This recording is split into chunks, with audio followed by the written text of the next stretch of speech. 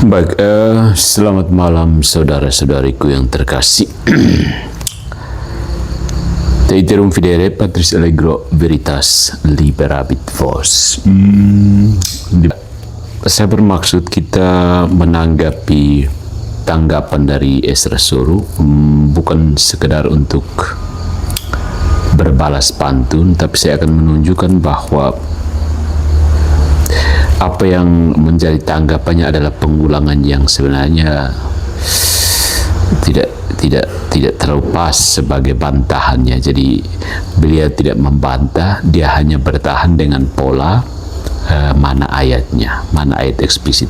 Tetapi masalahnya adalah bahwa dengan demikian dia menyatakan penegasan pada video sebelumnya bahwa yang Protestan itu tidak konsisten.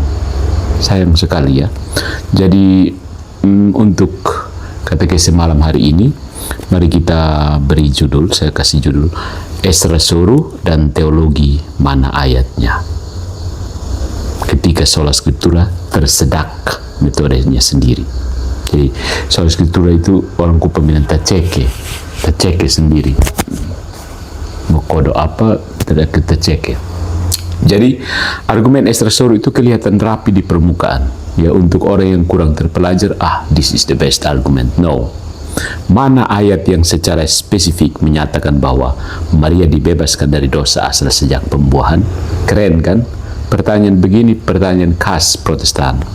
Dan kalimat ini tampak kuat, tapi sebenarnya itu bukan argumen teologis.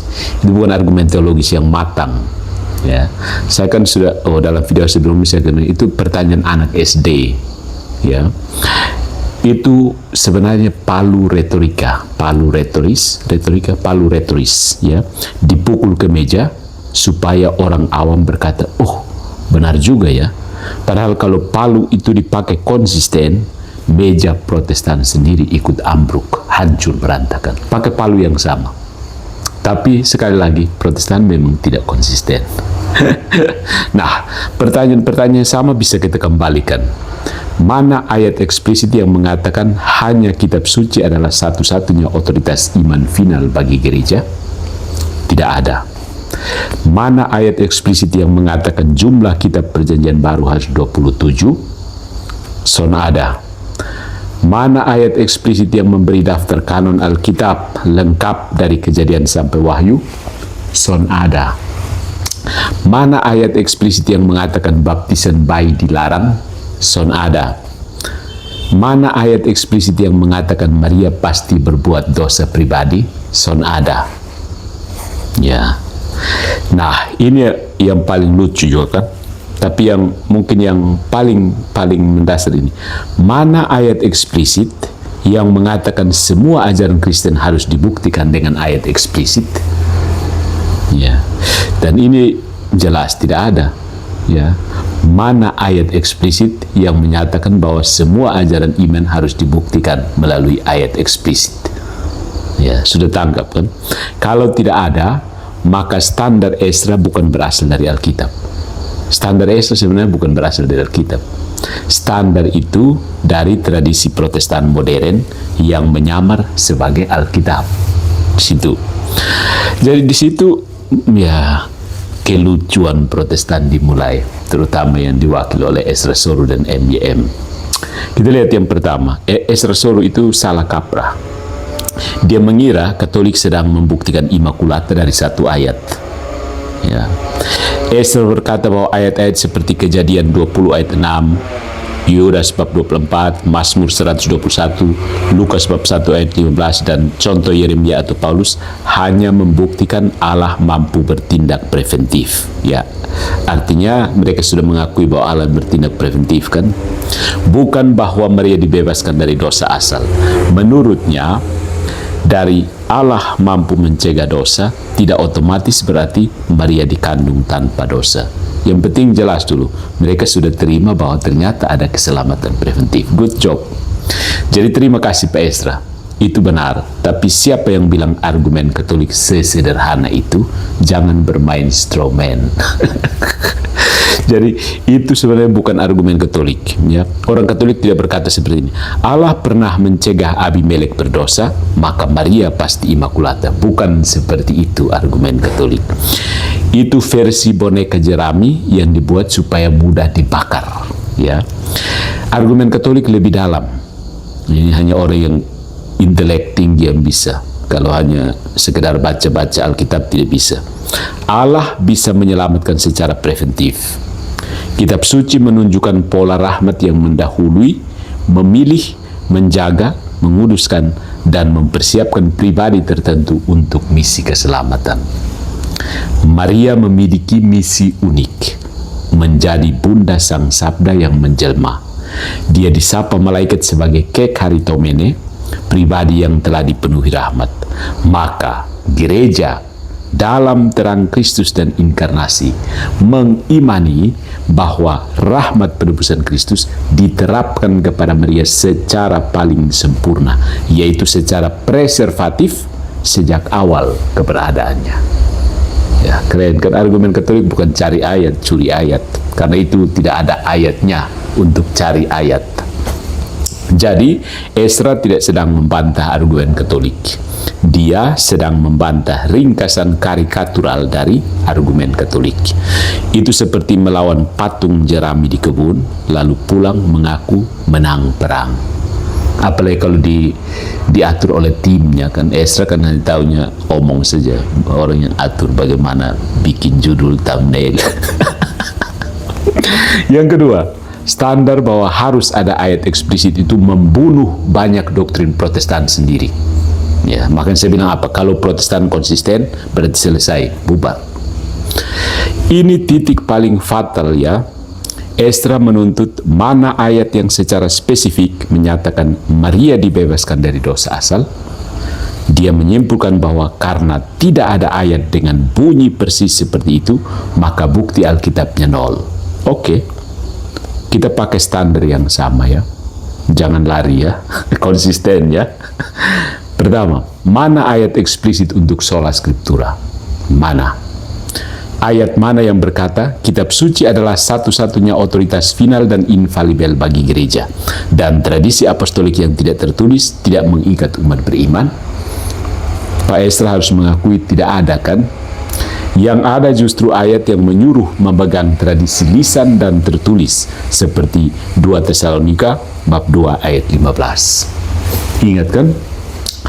Kemudian, ya, dengan demikian sola scriptura sendiri tidak lulus ujian mana ayat eksplisitnya. Sola scriptura tidak lulus, nol. Ironis, kan? Ezra memakai prinsip yang tidak eksplisit dalam Alkitab untuk menolak dogma Katolik karena dianggap tidak eksplisit dalam Alkitab. Ini konsisten atau tidak konsisten? Yang kedua, mana ayat eksplisit untuk kanon 27 kitab Perjanjian Baru? Ayat mana yang berkata Injil Matius sampai Wahyu adalah daftar lengkap kitab Perjanjian Baru? Sonada, Alkitab tidak datang dengan daftar isi dari surga. Kanon diterima melalui hidup, discernment, dan otoritas gereja. Jadi, ketika Protestan membuka Alkitab 27 kitab, dia sedang memakai warisan gereja yang tidak bisa dibuktikan dari satu ayat eksplisit. Jadi ketika dia berkata mana ayat eksplisitnya sambil memegang kanon yang tidak ditentukan oleh ayat eksplisit, kita boleh bertanya, Pak, fondasi rumahmu sendiri berdiri di atas apa? Kemudian yang berikut, mana ayat eksplisit bahwa anak-anak Kristen tidak boleh dibaptis? Tidak ada. Ada rumah tangga dibaptis. Rumah tangga dalam sebuah rumah tangga. Ada pola perjanjian dari perjanjian lama ke perjanjian baru. Ada janji bagi anak-anak. Tetapi ayat eksplisit jangan membaptis tidak ada. Jadi kalau Protestan tertentu menolak baptisan bayi, itu bukan karena ada ayat eksplisit yang melarang. Itu karena inferensi teologis dari sistem mereka. Jadi kalau mereka boleh berinferensi, mengapa Katolik tidak boleh membaca Maria secara tipologis dan kanonik? Ya kan? Tidak konsisten. Sekali lagi tidak konsisten. Mana ayat eksplisit untuk Alkitab menafsirkan dirinya sendiri? Ini prinsip Protestan, kan? Mana ayatnya? Alkitab menafsirkan diri sendiri dalam pengertian Protestan modern. Tidak ada. Itu prinsip hermeneutis, bukan ayat eksplisit. Lagi-lagi, Protestan memakai prinsip ekstra biblis untuk menghakimi doktrin Katolik sebagai tidak biblis. Jadi, mereka menyelundupkan tradisi mereka, lalu menuduh Katolik punya tradisi. Lucu tapi tragis, ya. Tidak konsisten. Nah, bagian yang ketiga, Ezra itu membuat dikotomi palsu antara providensi dan keselamatan. Jadi, dia berkata bahwa Kejadian bab 20 ayat 6 itu tentang Abimelek bukan soteriologi, hanya providensi. Allah hanya mencegah satu tindakan dosa, bukan membebaskan dari natur dosa. Benar bahwa Abimelek bukan Maria. Benar bahwa Kejadian 20 ayat 6 itu bukan definisi Immaculata. Tapi salah kalau tindakan Allah mencegah dosa langsung disingkirkan dari kerangka keselamatan. Salah di situ. Benar bahwa Abimelek tidak Immaculata, tapi tindakan pencegahan Allah tidak bisa disingkirkan dari kerangka keselamatan. Ya, itu sudah masuk teologi Protestan yang sembarang itu, teologi baku naik itu. Ya, dalam Alkitab, providensi dan keselamatan sering berjalan dalam satu tarikan napas. Allah menyelamatkan Yusuf lewat providensi sejarah, Allah menyelamatkan Israel lewat peristiwa Laut Merah, Allah menyelamatkan Yesus kecil dari Herodes lewat mimpi Yusuf. Itu providensi, tetapi juga berada dalam sejarah keselamatan. Ya kan? Jadi ketika Ezra berkata itu hanya providensi, bukan soteriologi, dia sedang memaksakan pembagian kaku yang tidak senapas dengan Alkitab. Alkitab tidak bekerja seperti map kantor. Providensi di laci kiri, soteriologi di laci kanan. Rahmat Allah itu satu. Kadang menyembuhkan setelah luka, kadang mencegah luka sebelum terjadi. Sudah diakui kan tadi? Kalau Tuhan mencegah seseorang jatuh ke jurang, itu penyelamatan. Tidak perlu menunggu orang itu remuk dulu, baru boleh disebut diselamatkan. Itu masalah ada di sini. Yang berikutnya, Ezra itu memakai Roma bab 3 ayat 23 secara datar, tapi diam-diam membuat pengecualian. Ezra berdiri pada Roma bab 3 ayat 23. Semua orang telah berdosa, maka Maria menurut dia pasti berdosa. Oke. Kalau semua berarti semua individu tanpa pengecualian, maka Yesus juga termasuk. Tidak bisa tidak, bro. Kalau semua berarti semua. Paham? Kalau semua berarti semua, ya semua. Tidak ada semua tapi. Ya, kalau semua harus semua, berarti memang harus semua. Dan Yesus tidak bisa ada kecuali. Karena semua. Ya. Tapi bermasalah kan? Ya. Jadi persis, ya. Kalau semua berarti semua, tanpa pengecualian, maka Yesus juga termasuk. Ezra tentu saja akan menjawab, tidak. Yesus dikecualikan karena alasan teologis lain, ya kan? Nah, persis. Berarti semua dalam Roma 3:23 tidak dibaca secara matematis buta. Ini saya omong 3 kali. Sudah tangkap juga. Dia dibaca dalam konteks teologis. Katolik juga berkata Maria dikecualikan bukan karena dia tidak butuh Kristus, tetapi karena dia diselamatkan oleh Kristus secara lebih sempurna. Kristusnya Protestan tidak sanggup, kah? Heran aku ya. Kristusnya Protestan itu dia lepas orang kotor dulu, baru angkat. Maksudnya Kristus tidak sanggup mencegah orang, kah? Atau Protestan yang tidak mau? Ya. Yesus dikecualikan karena dia penebus. Oke. Maria dikecualikan karena ia ditebus secara preventif oleh penebus. Masalahnya di mana? Pasti kembali tidak ada ayat eksplisit kan? Jadi beda kategori tapi prinsipnya sama. Roma bab 3 ayat 23 tidak bisa dibaca seperti kalkulator, bro. Gitu. Ezra memakai Roma bab 3 ayat 23 sebagai palu universal, tetapi ketika mengenai Kristus, dia sendiri yang tarik rem. Jadi, jangan pura-pura bahwa teks itu tidak mengenal pengecualian teologis. Konsisten, tidak konsisten, atau ini konsisten atau tidak konsisten. Begitu. Yang berikutnya lagi, Maria butuh juru selamat. Justru cocok dengan Immaculata, bukan bertentangan. Esra mengulang argumen lama. Maria berkata, Allah juru selamatku dalam Lukas bab 1 ayat 47. Kalau Maria tidak berdosa, dia tidak butuh juru selamat. Siapa bilang? Kalau Maria tidak berdosa, dia tidak butuh. Justru dia dibebaskan dari dosa. Ya. Jadi tidak tahu pola pikirnya bagaimana ya. Kalau dia tidak berdosa, dia tidak butuh juru selamat.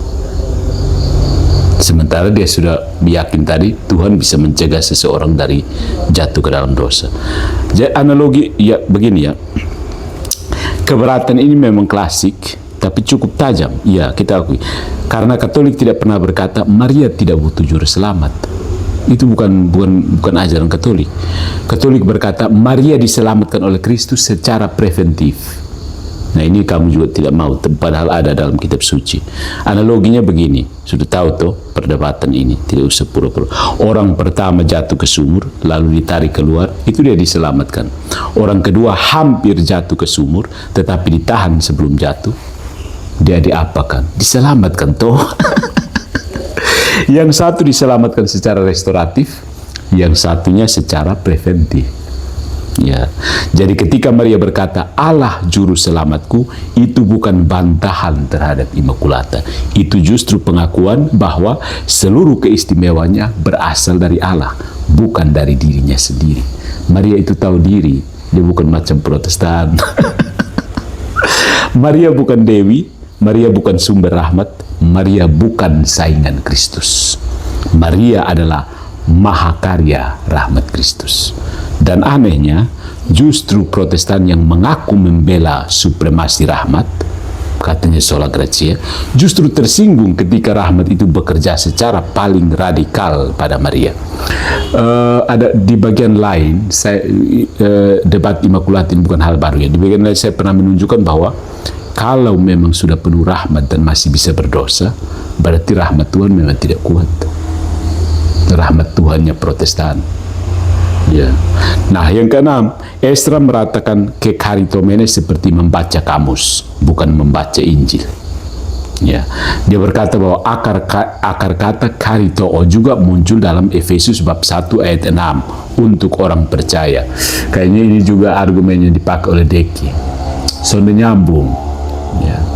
Akar kata ya karitoo. Jadi menurut dia, kalau kekaritomene membuktikan Maria bebas dari dosa asal, semua jemaat Efesus juga harus bebas dari dosa asal. Ini nampaknya bodohnya di sini. Ya, kebodohan entah disengaja atau memang bodoh. Menurut Anda bagaimana? Ini kebodohan yang disengaja atau memang bodoh? Kelihatan pintar, tapi sebenarnya terlalu leksikal dan miskin konteks. Ya, masalahnya bukan sekedar akar kata, bro. Masalahnya adalah bentuk, fungsi, dan konteks gramatikal. Ya, dalam Lukas bab 1 ayat 28, malaikat menyapa Maria dengan gelar kekaritomene, bukan sekedar engkau menerima rahmat. Sapaan itu menandai identitas Maria dalam momen paling agung sejarah keselamatan, inkarnasi. Efesus bab 1 ayat 6 berbicara tentang rahmat yang diberikan kepada semua orang percaya dalam Kristus. Iya, itu benar. Tapi Lukas 1:28 berbicara tentang seorang perempuan tertentu dipilih untuk misi unik, disapa malaikat dalam konteks kelahiran Sang Sabda. Itu namanya baca Alkitab dengan benar. Kayaknya saya harus kasih kuliah ulang lagi ya. Jadi menyamakan keduanya hanya karena akar katanya mirip, itu sama saja berkata raja diurapi, nabi diurapi, benda liturgis juga diurapi, maka Mesias tidak istimewa. Karena raja juga diurapi, nabi juga diurapi, benda juga diurapi.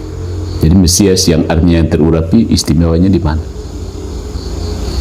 Konteks.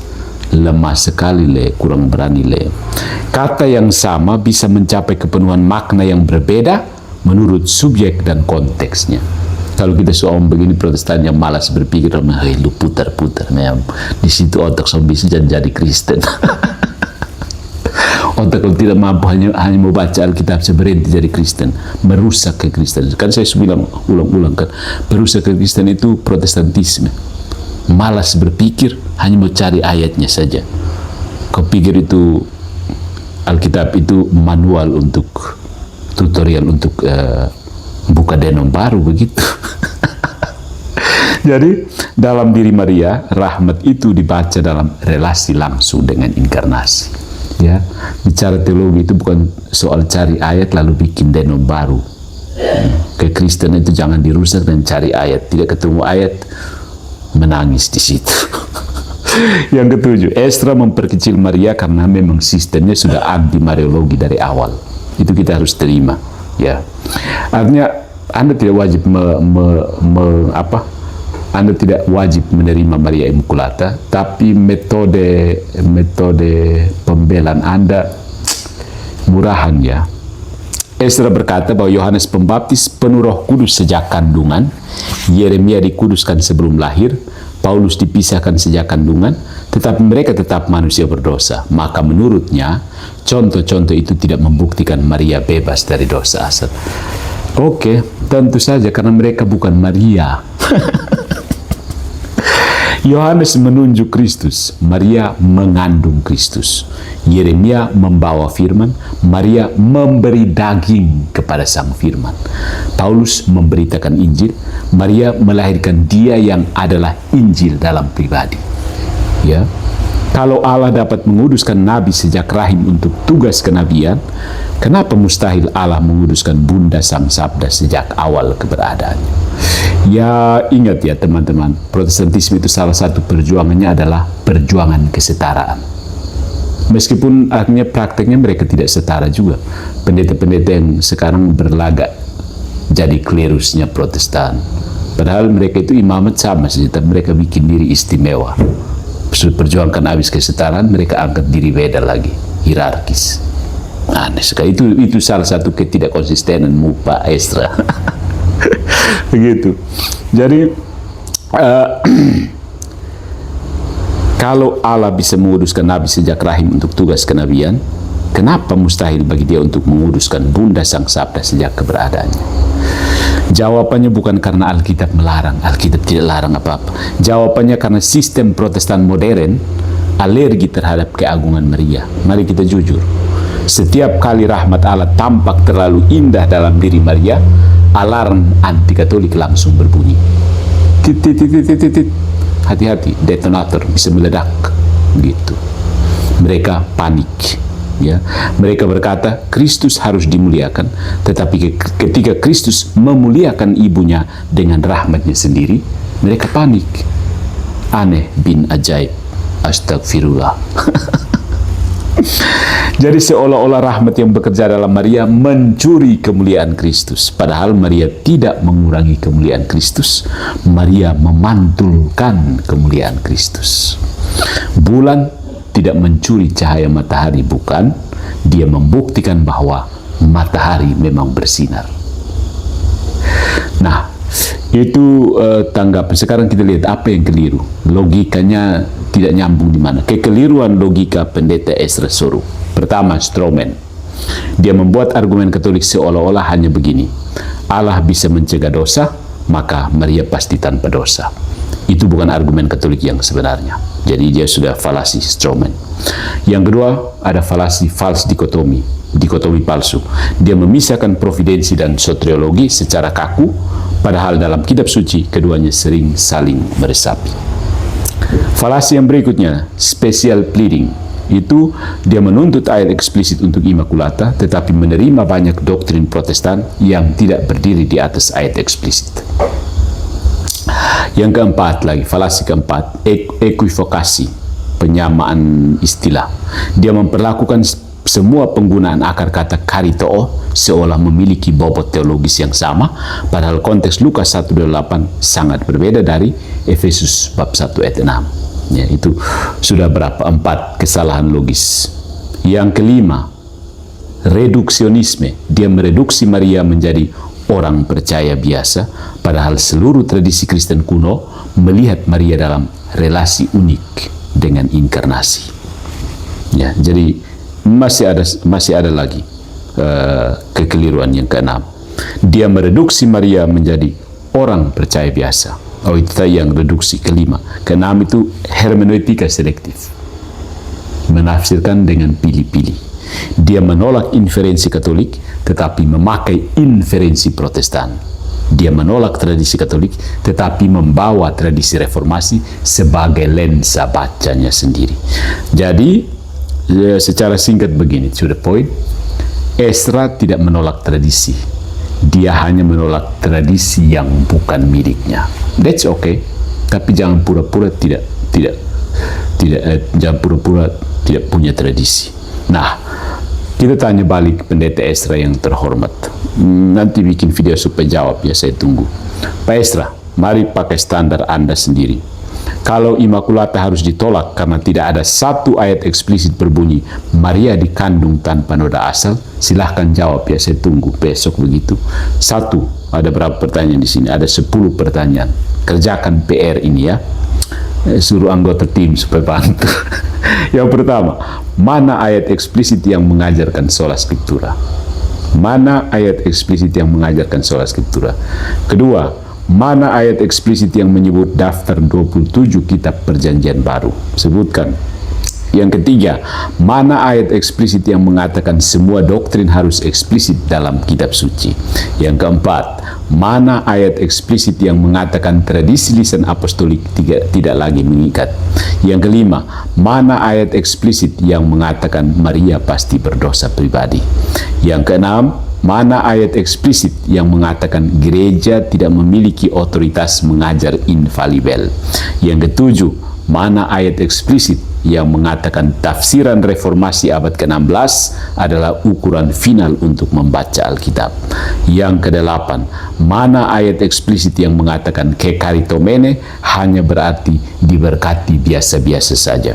Yang kesembilan, mana ayat eksplisit yang mengatakan rahmat Allah tidak mungkin menjaga seseorang dari dosa asal? Yang kesepuluh, mana ayat eksplisit yang mengatakan Allah hanya menyelamatkan setelah manusia jatuh, bukan dengan mencegah kejatuhan? Kalau tidak bisa menjawab, jangan terlalu cepat berkata bukti Katolik nol. Bisa jadi yang nol bukan bukti Katolik, tetapi konsistensi metodemu sendiri. Nol. Tidak konsisten. Ya, jadi Pak Ezra yang terkasih, ini bukan serangan terhadap Pak sebagai pribadi, bukan. Ini serangan terhadap gagasan. Jadi ketika gagasan sudah diklaim secara publik, dia harus dikritik. Dan sudah saya katakan berulang-ulang, Protestantisme itu tidak konsisten. Kalau konsisten, ya konsisten untuk tidak konsisten. That's it. Ya, yang rapuh masalah Pak Ezra itu bukan kurang ayat. Ya, masalahnya adalah setiap ayat tentang rahmat kepada Maria langsung diseret ke ruang interogasi Protestan, lalu dipaksa mengaku bersalah. Padahal yang rapuh bukan Immaculata, yang rapuh adalah standar mana ayat eksplisitnya. Itu standar yang sangat-sangat rapuh. Ya, ketika standar itu dipakai untuk menguji Protestan sendiri, selesai. Protestan bubar. Keep calm and stay away from Protestantism.